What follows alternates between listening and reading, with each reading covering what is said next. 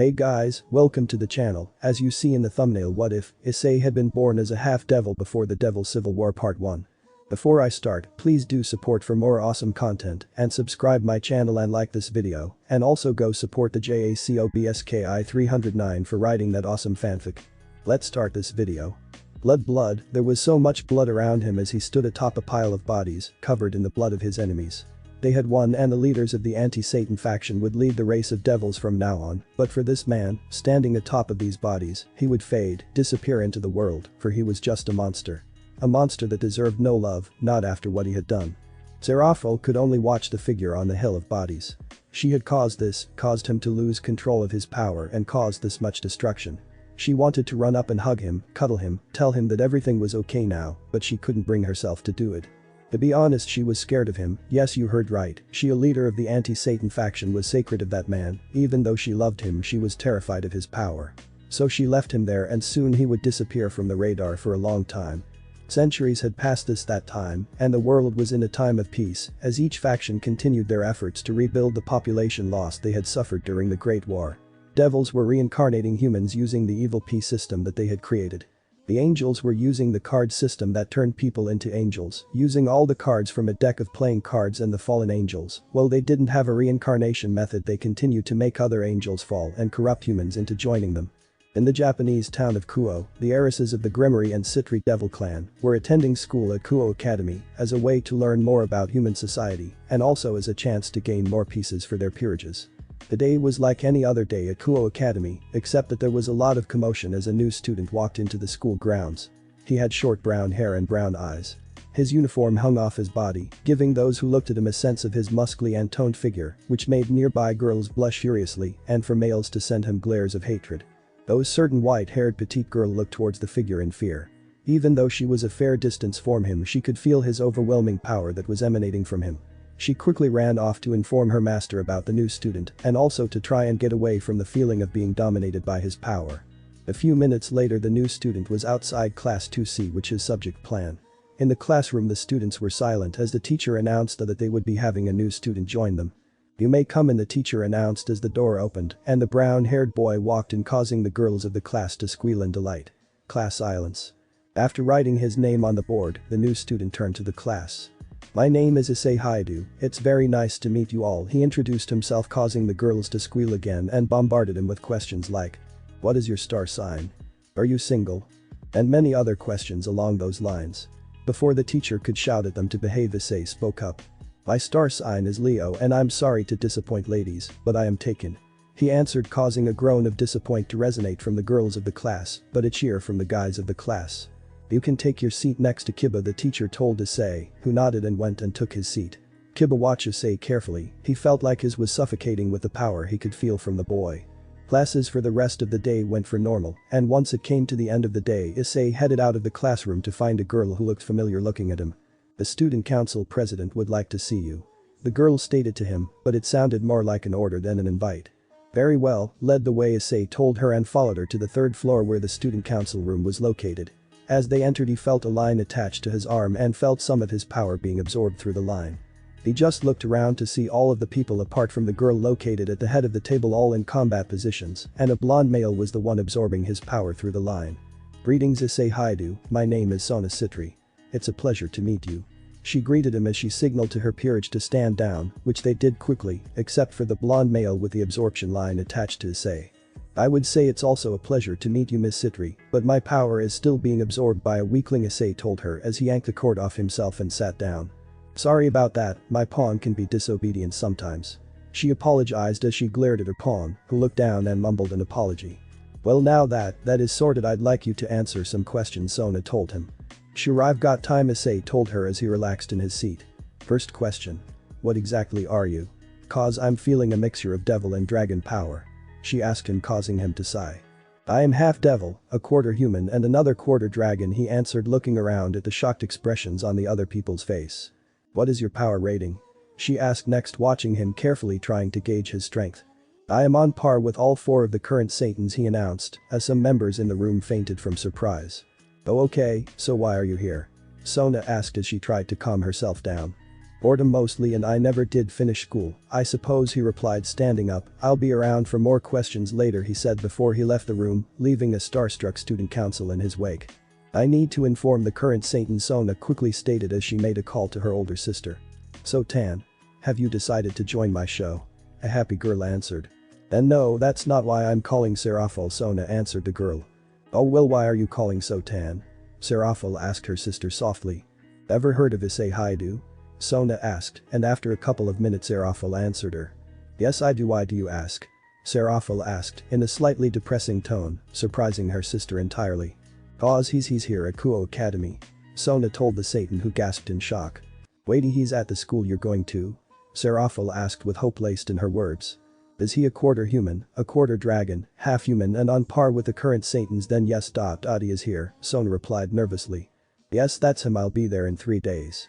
Whatever you do, don't let him leave, Serafal stated in a demanding tone as she then proceeded to hang up before Sona could even ask any more questions. Sona let out a sigh as she pinched the bridge of her nose at the thought of her sister coming to see her, though she couldn't help but be curious why her sister would want to visit Issei. Did she have some history with him that Sona wasn't aware of, and why did he feel like someone who could rule? I'm home, Issei called out as he entered his new residence. The house was a 2-story house that had 4 rooms, each with their own bathroom. The rooms were located on the 2nd story, while the kitchen, lounge room and dining room took up most of the 1st floor.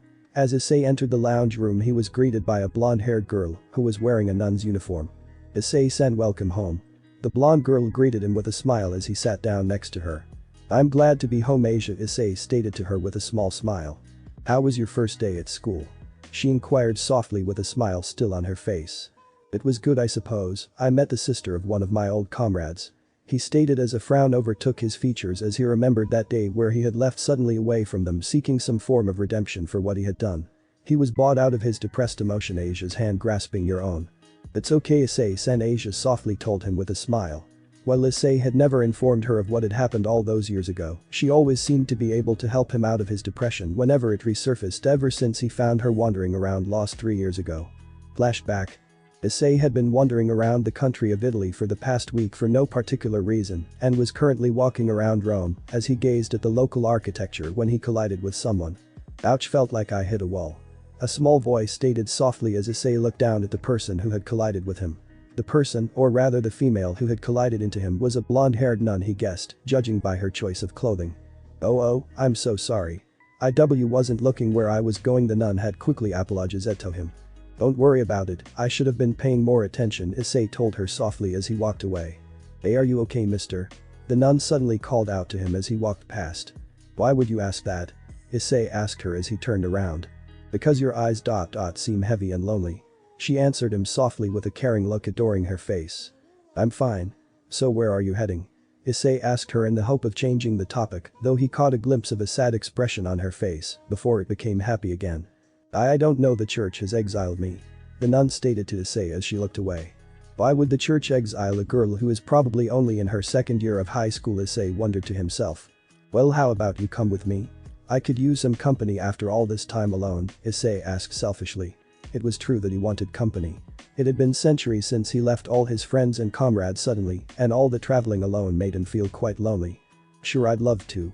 I'm Asia Argento, nice to meet you, Asia introduced herself to Issei, bowing slightly as she did. A pleasure to meet you, Asia. I'm Issei Haidu. Issei introduced with a small smile on his face as he offered his hand for her to shake. Asia gladly accepted the handshake with a kind smile adorning her face. Flashback end. I'll see about getting you enrolled tomorrow, Asia, as it must get boring being cooped up in this place. Issei told her as he stood up and made his way to the kitchen to make something to eat. He decided to make a salad, and with Asia helping him, the salad was constructed quickly. They both ate their salads in a comfortable silence with not much being said between the pair. The rest of the night passed quickly with Issei retiring to bed early so he could try to get a good night's rest. -3 days later. Issei was heading towards Kuo Academy for his 4th day attending the school. Today he had another meeting with Sona about seeing if Asia could be enrolled, even though she lacked a formal education from being a part of the church since she was young. As he arrived at school, a blonde-haired teen, whose name Issei believed was Kiba, approached him with a serious look. Issei, our president would like to see you, Kiba told him as he approached. Very well, Kiba, lead the way, Issei answered as he followed Kiba to an old school building that was located on the outskirts of the school grounds in the forest. President I bought Issei Haidu Kiba announced as they entered one of the rooms in the building, revealing a room that had 2 couches and a desk. Sitting at one of the couches was a petite girl with short white hair, who seemed to be rather on edge once Issei had entered the room. Kiba had taken to standing off to the side, and Issei looked around to find no one else in the room, but there was the sound of a shower running in the small room that branched off from this room. "Akeno, can you hand me my clothes?" a voice called out from the shower. "Sure, Rias."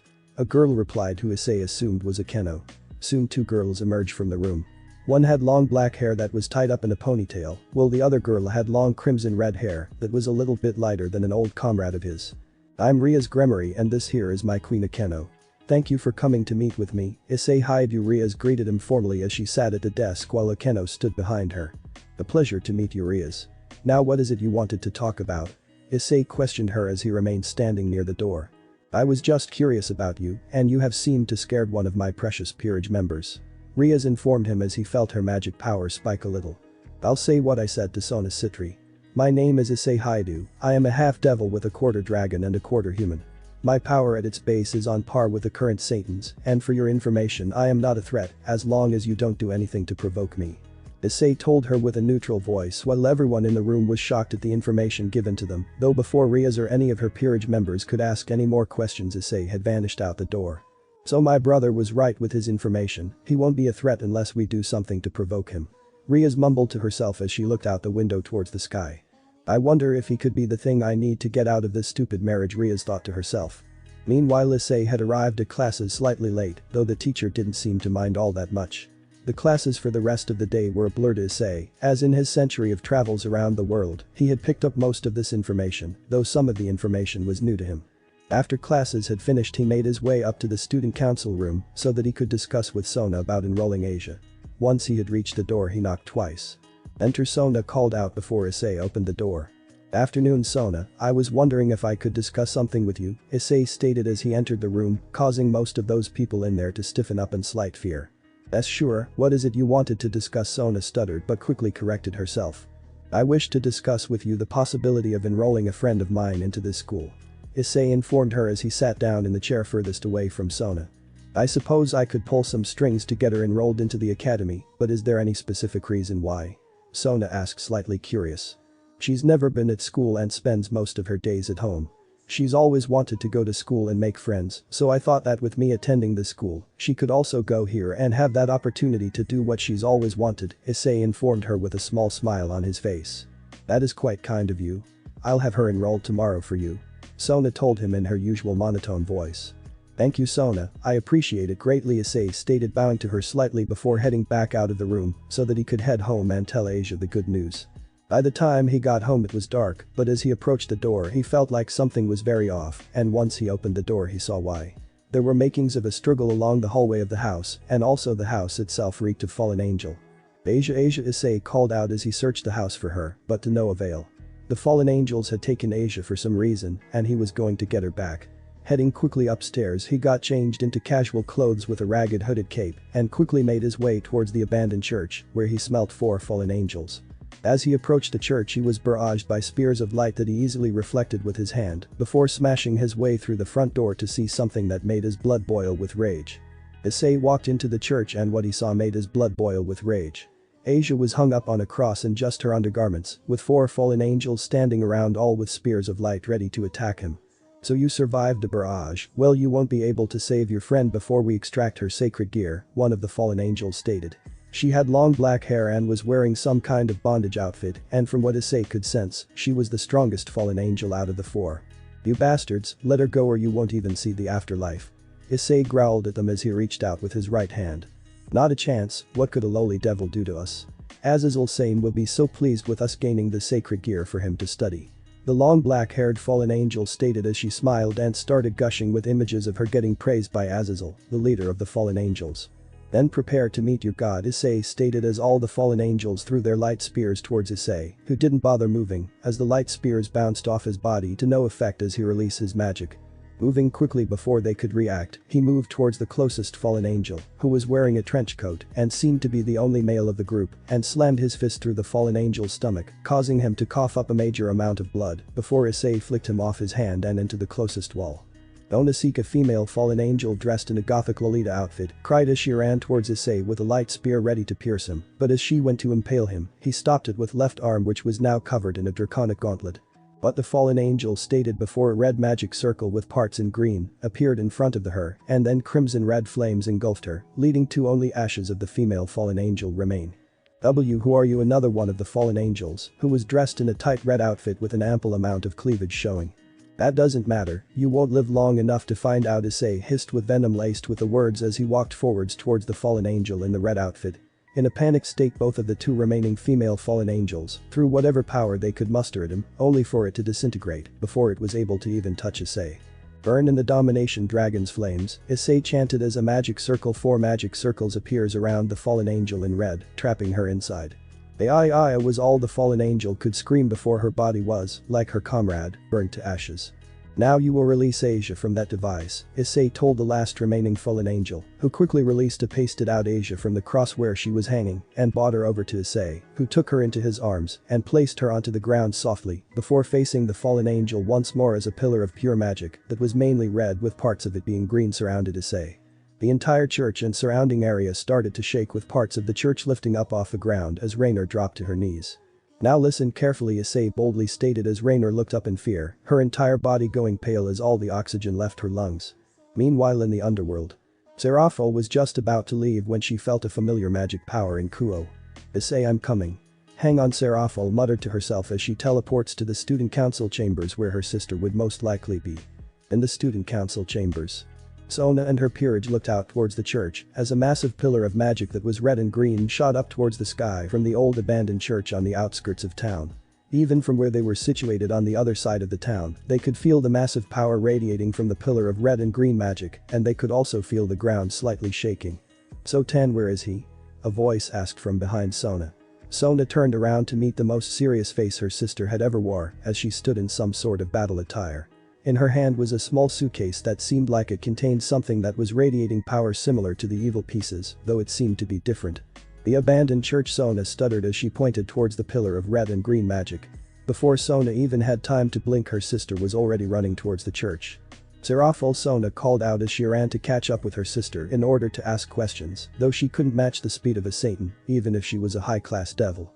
"But Issei, do you understand what I need you to do?" Issei asked Raynor, who nodded furiously as she remained kneeled, her face gazing down at the floor in respect. "Yes, it shall be done, Master," Raynor stated to Issei with fear in her voice. "Good, and remember, I shall know what you get up to," Issei informed her as Raynor activated her wings and took off into the night sky. Issei then turned to the cross that he had learned could extract sacred gears from their users and raised his hand as a red sphere formed in the palm of his hand. "Dragon shot," Issei muttered as he punched the orb of energy, which in turn sent out a red beam which disintegrated the cross and the environment behind the cross. Dropping his power back down to its base, stated he looked down at Asia to see her breath steadily, with no sign of effect from the cross or the massive amount of magic he had released when talking with Raynor. "Let's get you home, Asia," Issei stated to her softly as he placed his hooded jacket around her to cover her up from the coldness of the night and then picked her up bridal style. As he exited the abandoned church, he was met with a familiar black-haired girl who was dressed similar to the last time he encountered her. "What do you want?" Issei hissed at her as he locked gazes with her. I came to see you and to give you these as an apology by the 4 Satans." Seraphil answered Issei as she handed him the suitcase she had been holding. Issei took it with his hand while still remaining to carry Asia. He then noticed that Sona and her peerage were behind. Seraphil watched on with fearful but curious gazes. "This doesn't make up for the pain that war caused me. Now get out of my sight. I haven't forgiven you or the other Satans yet," Issei stated harshly to Seraphil, who had tears in her eyes. Very well, I'll be going," Seraphil stated before she teleported away, leaving a confused Sona and her peerage, who could only watch as Issei walked away with Asia and the suitcase in hand. But Seraphil had teleported to her family's mansion and tears pouring down her cheeks. "Seraphil, what's wrong?" her mother, Lady Seraphil, asked as she ran over to the Leviathan and brought her into her embrace. Now while Seraphil had to leave the house of Sitri to become one of the 4 Satans, she was always welcomed back home if she ever needed to seek the comfort of her family. The last time she had been here was after assuming the position of Leviathan. She had come home in tears, crying about the pain she had caused him and how she wanted to be there for him but couldn't. Lady Sitri knew exactly who she had been talking about back then and assumed once again that that was who she was crying over this time. Issei Haidu was the boy's name, and Lady Seraphil remembered him in detail. When Serafal and Issei were younger, he would be over constantly with his father, who had been the current head of the Valifer clan, and Issei was to be his heir.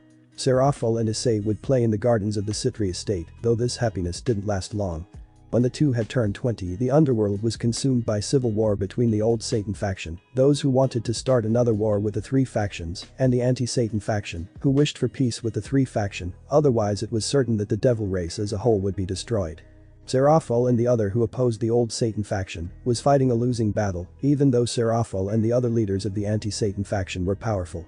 So Serafal had asked Issei to help her end the anti-Satan faction with a civil war, and well, the result was shocking. Serafal had been fighting the Leviathan of the old Satan faction, though she was severely injured. Seeing her bleeding in his arms and with the unstable emotional state Issei had been in after losing his father because of his involvement, Issei's sacred gear, the boosted gear, entered a berserk state, making him lose control of himself and completely decimate the remaining of the old Satan faction.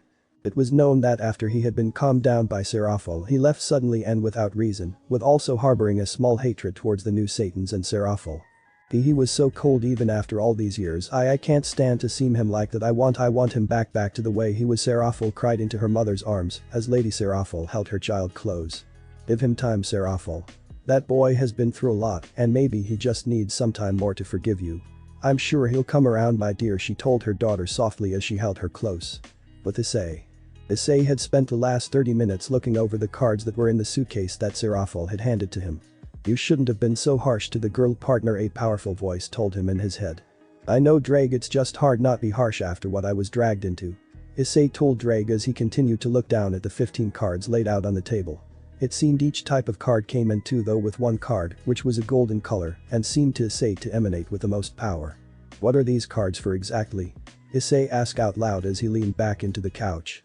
Maybe you should ask Serafal, she was the one who gave them to you after all, Drake suggested to his partner, plus, it would allow you two to make up. Maybe it is to try to mend the wound. She did come to see me after all these years, Issei mused as he looked up at the ceiling. But I can't guarantee that the wounds will be fixed that quickly. Just try, partner, I can feel how much you miss her, Drake stated to him as Issei summoned his familiar, which was a small western dragon that was a dark red color. Arcris, please go inform Serafal that I would like to meet her tomorrow when she's available, Issei told the familiar, who seemingly looked happier at the mention of Serafal's name, before heading off to the underworld through a teleportation seal that Issei had him carry around with him. Issei then packed up the card, but as he touched the ruler card, it seemingly glowed, which had happened before when he had taken them out. Once he had placed the cards back in the suitcase, he went upstairs to check up on Asia, and as he entered her room, he saw her sleeping peacefully and looked much better than the pale complexion she had when she had been attached to that cross. He smiled softly as he headed to his room to rest up for tomorrow's meeting with Serafal. Issei awoke the next morning with a blank look on his face after suffering through another nightmare, though these days it barely had an effect on him. He got dressed into a red singlet with a black jacket over the top, along with black track pants. He made his way downstairs to hear two people talking. Both were people he recognized, but he couldn't quite figure out what they were talking about. Walking into the lounge room, he saw Asia talking to a familiar black-haired girl. Morning, Issei sent. Asia greeted him happily as the person she was talking around. Morning, Asia, Issei greeted in return as he faced Serafal. I wasn't expecting you this early, Serafal. I came as quickly as I could once your familiar came to inform me. Serafal stated to him politely as she sent him a small smile. Well, I hope I'm not wasting your time with the small problem I have, Issei told her as he sat on an armchair near her and placed the cards he had gotten from her the day before onto the coffee table in front of Serafal. Asia looked curiously at the cards on the table as Issei finished laying them out. Since you bought them to me, I assume you know what they are, Issei informed her as he leaned back in his chair. Are you familiar with the evil peace system that is currently used by devils? Serafal asked as she looked into his eyes to see them rather cold but calm, though she could see a small part of happiness in them, almost as if he was trying to hide it. I have knowledge of how it works, but that's about as far as my knowledge takes me, Issei replied to her question. Well, to make it simple, these cards act like the evil peace system, though rather than reincarnate as a devil, it keeps them as the race they are, but they are given an increase in ability depends on the card or cards they take. Serafal explained. The first card, and the only card that doesn't have a pair, is known as the ruler card. Serafal informed Issei as she held the card up that had what looked to be a saint on the front of it. This card is the card that you will have and is basically the king piece of the evil peace system. Issei took the card from Serafal and nodded to her with understanding. The next card is what is known as the saber card, which, to make it simple, is the knight piece in chest, though the person or people who have the saber card will also gain a high magic resistance. Serafal explained as she held up a card with a knight on the front of it. So basically for those who wield swords, Issei stated in a simplified term. Basically yes, that is correct, Serafal stated with a soft smile as she held up the next card, which seemed to be a person with a bow. The next cards are the archer cards. These cards could be used for those who fight with a long-ranged weapon, such as a bow or a gun, and they also gain high magic resistance. Issei nodded in understanding as he began to think toward some of the people who he may be able to convince to join him, leading him with an image of a black-haired person invading his mind momentarily. The next card is the Lancer card. This card is mainly for those who wield spears or some other type of long to mid-range melee weaponry. They also gain some magic resistance as well. Serafal continued to explain as she held up a card that had a man that looked like a musketeer holding a lance. Now the next card is known as Rider. This card focuses on those who could ride a beat or any modern-day vehicle. This class gives them a boost towards that and also allows them to gain a bit of speed as well, but not as high as the Saber card. Sarah told Issei while she held up a card with a person on a chariot. The next card she held up showed someone wearing magician robes, which Issei assumed they would be a magic user based on the looks. This card is called Caster and is for those who use magic to fight. This card increases the user's magic storage and also allows them an ability called Territory, which alters or creates space around them to enhance their magic, Serafal stated as Issei's mind went straight to Asia and a black cat he'd come across before. The next card is called Assassin, and as you could probably guess the person gains a stealth ability called Presence Concealment, though they won't be able to fight in direct combat that much. Serafal explained while she held up a card with a figure dressed in black. The last card and probably the most dangerous card is the Berserker card. This card, while it has average stats, comes with an ability that at the cost of a person's sanity for a limited time, it will draw off your power and boost them to extreme levels of strength and agility. Serafal stated with a worried look on her face at the mention of the card. She didn't even know why Ajuka had made this card in the first place. Thanks for explaining the Serafal, though I have one question. Why didn't I receive these cards instead of just receiving evil pieces? Issei asked her with slight curiosity. From his knowledge, every high devil along with the current Satans received an evil piece set, not these card. Ajuka said that evil pieces didn't seem right for you and made these cards for you instead, though you'd have to ask him if you wanted to know, Serafal told him. Okay. Now that is out of the way, can you explain to me how to activate these cards? Issei asked her as he picked up the ruler card. To activate the ruler card, simply pick it up and put your magic into it. Serafal informed him as he did as she said, causing the card to shine brightly before it was absorbed into his body, causing tattoo marks to appear on his right arm, and also his power increased slightly, thought it seemed to only be a minor increase. What's with the tattoos? Issei asked as he gazed at them with some curiosity and shock. The tattoos seemed to have some power, though the tattoo seemed faded even though it had only just formed. I'm not sure, Serafal stated as she ran her hand over them carefully. Issei flinched at her touch, though he couldn't pull his arm away. Asia gazed at the interaction that happened between the two with a soft expression. Serafal seemed quite nice and cared a lot about Issei from what she had gathered when they had talked before, though it seemed like there was some sort of tension between the two when they had discussed the cards Issei had got. I wonder what happened between them to build this tension, Asia asked herself as she watched Issei pull his arm away from Serafal's touch finally. So how to give someone a card if I so wish to? Issei asked after a minute of rather awkward silence. Have them hold the card you choose for them and put their magic into it and recite the following chant. Do you accept the card and role I have offered to you? If they accept, the card will do what it did to you when you poured your magic into it, and then they'll be linked to you for now. Serafal explained as Issei took one of the caster cards and walked over to Asia. Once Issei had walked over to her, he handed her the card. Asia, would you like to be the first member of my peerage? Issei asked her with a soft smile. Week had come and gone since Serafal had been over to explain how the cards worked to Issei. After he had placed the caster card into Asia after she agreed to be a part of his peerage, Serafal had to leave because of her duties in the underworld called her. The day that followed was when Asia had started school, though she had let slip to some of her classmates that she had been living with Issei, which then in turn made some of the boys in the school to harbor some more anger towards him, though two boys that Issei had found out were called the perverted duo. Had spread rumors about him which Issei had denied and then proceeded to teach them a lesson with Sona's fully fledged permission. The day Sona had called him to the student council room to discuss something that wasn't specified by Saji, Sona's pawn, when he came and told him during lunch. As Issei made his way up the stairs to the third floor of the main school building, his mind wandered off towards his home, old home, where he had grown up before the Devil's Civil War. Normally he rarely thought of home, but after Serafal's visit and him gaining the cards that would allow him to build a peerage, home had been on his mind more recently. He needed to go home anyway and fix up what is left of the estate and also to try and find out how to use the magic of his family, though that was for a later date.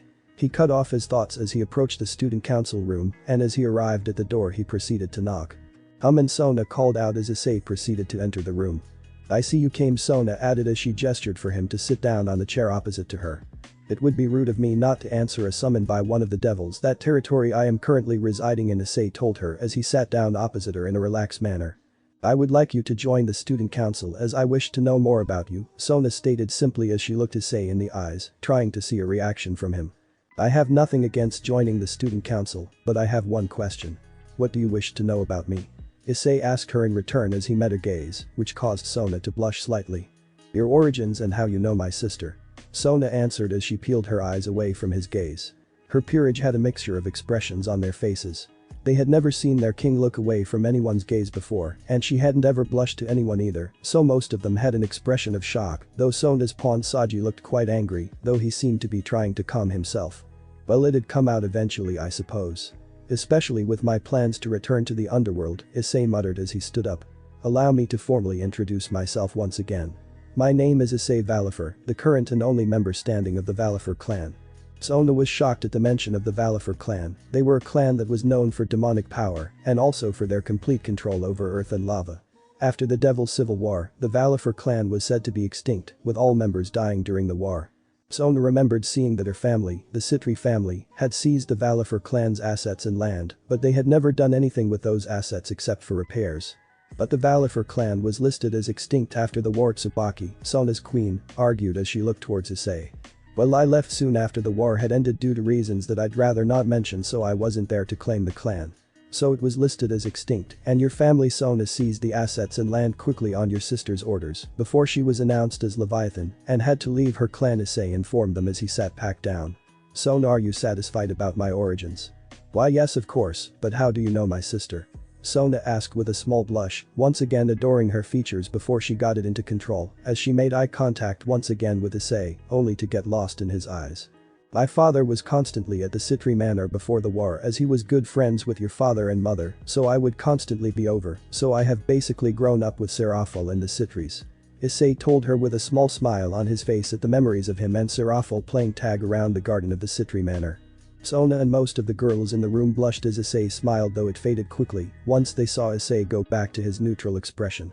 I see. I won't inquire anymore as you've told me enough." Thank you, Issei, for answering my questions," Sona stated as she bowed her head in thanks. "No worries, Sona, and as I mentioned before, in about a week you would have heard that anyway," Issei informed her as he proceeded to stand up. "Well, I'll be off now if that was all." "See you tomorrow," Sona Issei stated as he left through the door which had been opened by Tsubaki. Issei proceeded to walk out of school and head home by himself as Asia was hanging out with some friends she had made.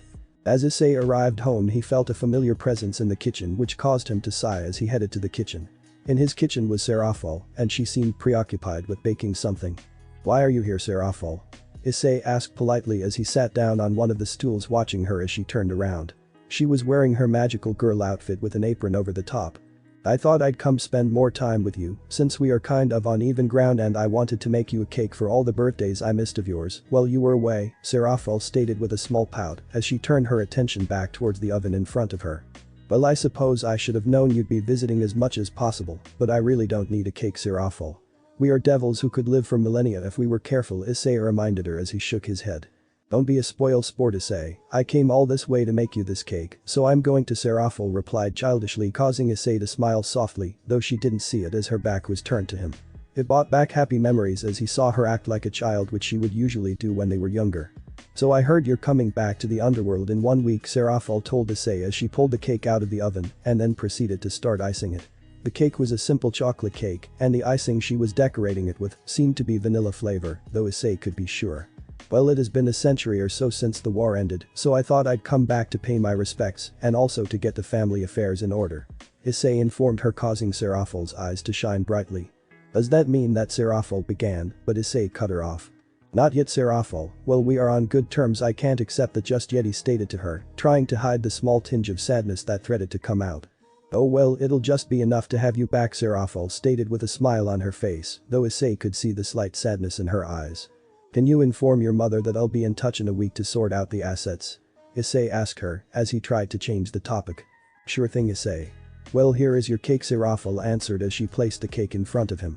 The words happy birthday Issei were written on the cake with a small smiley face as well on it.